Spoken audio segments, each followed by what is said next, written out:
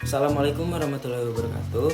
Perkenalkan, nama saya Muhammad Sami Zubair. Saya dari Prodi Sistem Informasi Kelautan SIK 1B. Nah, di sini saya akan menjelaskan tentang tugas saya, yaitu eksplorasi kombinatorial dalam desain poster film untuk meningkatkan daya tarik audiens. Jadi poster film itu merupakan media komunikasi visual yang penting untuk menarik perhatian audiens dan menyampaikan pesan tentang film. Penelitian ini juga bertujuan untuk mengeksplorasi bagaimana teknik kombinatorial dapat digunakan untuk menggabungkan elemen visual seperti warna, tipografi, gambar, dan layout secara efektif sehingga mampu meningkatkan daya tarik poster film tersebut.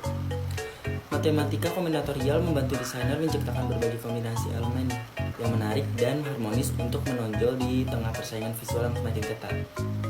Kreativitas dan kerjasama antara pembuat film dan desainer grafis sangat diperlukan untuk menghasilkan poster yang informatif sekaligus menarik, yang tetap relevan sebagai bagian dari strategi pemasaran di era digital saat ini. Nah, yang pertama itu kita akan bahas tentang konsep dasar kombinatorial. Jadi kombinatorik itu merupakan bidang matematika. Selanjutnya kita akan membahas tentang konsep dasar kombinatorial. Jadi kombinatorial itu merupakan bidang matematika. Ini di dalamnya itu ada objek-objek yang disusun dalam himpunan berhingga dengan aturan-aturan tertentu menurut Wilson.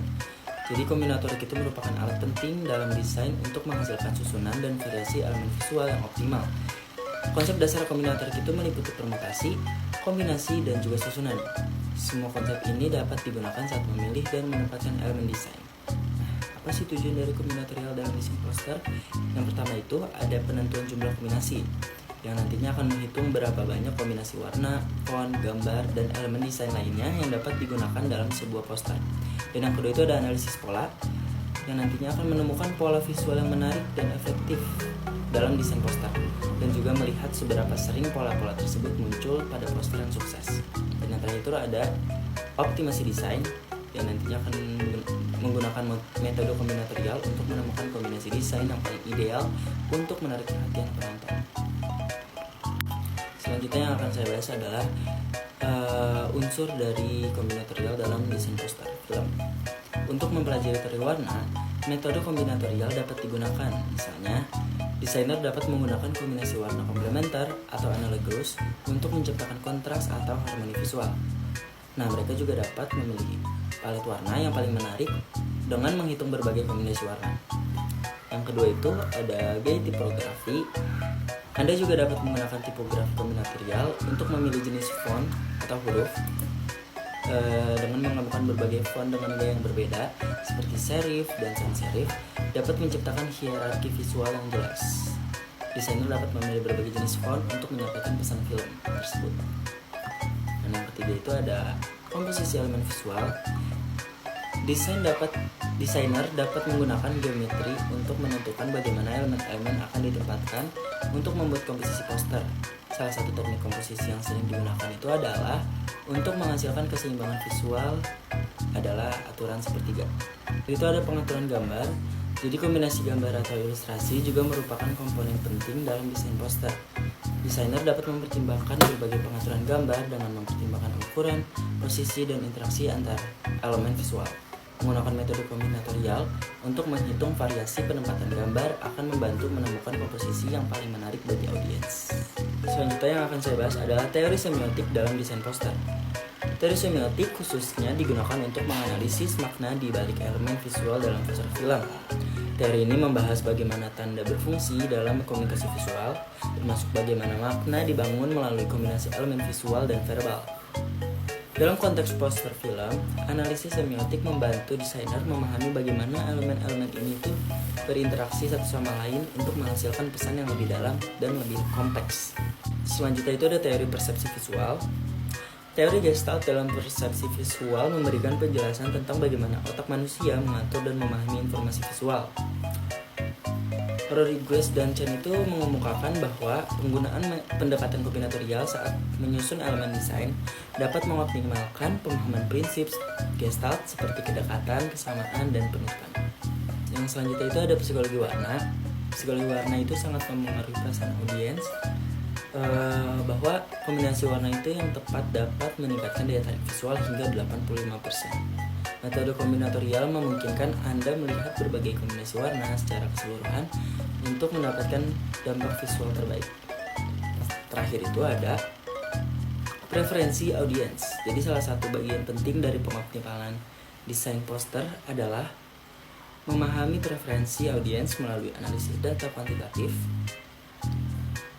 Jadi Kumar dan kawan-kawannya itu membuat model matematika untuk menganalisis reaksi audiens terhadap berbagai kombinasi elemen desain. Hal ini memungkinkan pendekatan berbasis data untuk membuat keputusan desain. Nah, yang selanjutnya itu saya akan membahas tentang contoh penerapan kombinatorial dalam desain poster. Sebuah studio film ingin membuat poster yang akan digunakan untuk mempromosikan film baru mereka. Mereka itu menggunakan pendekatan eksplorasi kombinatorial selama proses desain untuk mengevaluasi berbagai kombinasi elemen visual untuk memastikan bahwa mereka itu dapat menarik perhatian audiensnya secara optimal. Berikut adalah tahapan-tahapannya. Yang pertama itu adalah komponen yang dipertimbangkan. Poin pertama itu ada pilihan warna latar belakang seperti merah, biru, hitam, putih, atau emas. Yang kedua itu ada pilihan gaya tipografi, adalah futuristik, klasik, minimalis, ataupun eksperimental. Yang ketiga ada gambar utama seperti contohnya karakter utama, atau pemandangan, atau adegan aksi, ataupun objek simbolis. Yang keempat itu ada efek visual seperti cahaya neon, ataupun bayangan dramatis, bisa juga gradasi warna, ataupun pola geometris. Terus yang terakhir ada pilihan utama dalam poster itu bisa perjalanan melawan waktu atau rahasia yang terungkap ataupun kisah yang tak terlupakan atau juga keberanian yang membaik. Itu seperti konsep ya. Jadi yang kedua, poin kedua itu ada tahapan kedua itu ada menggunakan aturan perkalian dalam kombinatorial. Jadi yang tadi saya sebutkan itu kan warna latar belakang itu ada 5 pilihan, gaya tipografi ada 4 pilihan, gambar utama 4 pilihan, efek visual 4 pilihan, dan pesan utama juga 4 pilihan. Jadi total kombinasi dikalikan aja semuanya, 5 kali 4 kali 4 kali 4 kali 4 adalah 1280 kombinasi.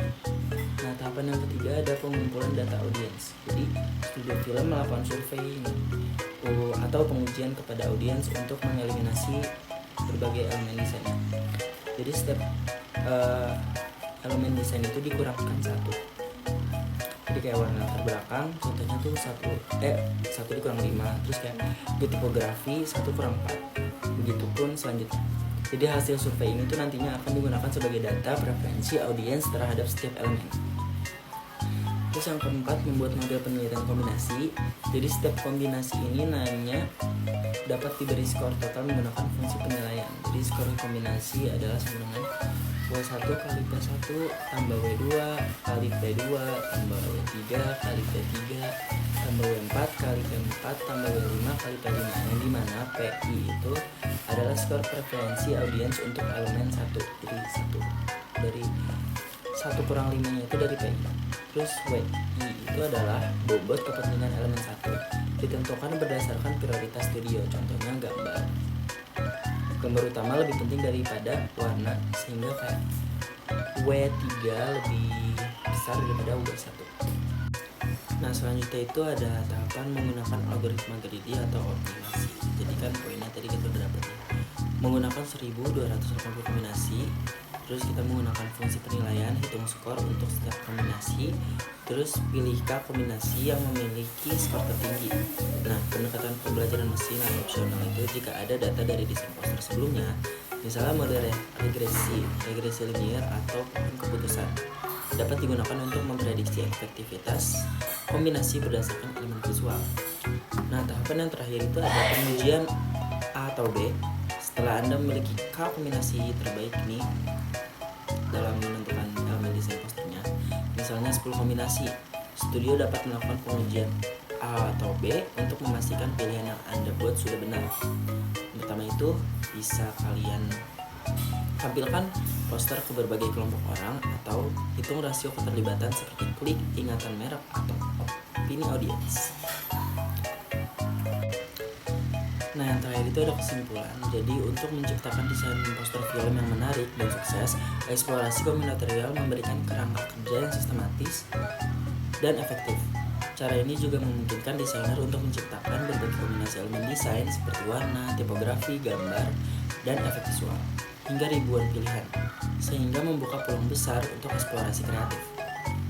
Nah, kombinatorial itu nggak hanya memberikan kebebasan dalam berkreasi, tapi juga mendukung pengambilan keputusan yang lebih baik melalui kombinasi elemen analitis untuk menemukan pola visual yang paling menarik dan efektif. Dengan mengidentifikasi kombinasi optimal, desainer dapat menciptakan komposisi yang menarik perhatian penonton di pasar yang kompetitif. Selain itu, metode ini dapat dikombinasikan dengan teknik pengujian A atau B untuk memvalidasi pilihan desain terhadap preferensi audiens. Proses ini memastikan bahwa desain poster tidak hanya bernilai estetika tinggi, tapi juga relevan dengan kebutuhan pasar dan dapat memberikan dampak signifikan terhadap pemasaran film. Dengan demikian, penerapan matematika kombinatorial dalam desain grafis merupakan solusi strategis mempercepat proses kreatif, juga meningkatkan efisiensi dalam menghasilkan karya yang informatif, unik, dan mampu menarik perhatian khalayak luas. Metode ini menekankan pentingnya kolaborasi antara kreativitas dan analisis ilmiah dalam menciptakan media promosi yang unggul. Mungkin cukup sekian dari saya, mohon maaf apabila ada kesalahan. Wassalamualaikum warahmatullahi wabarakatuh.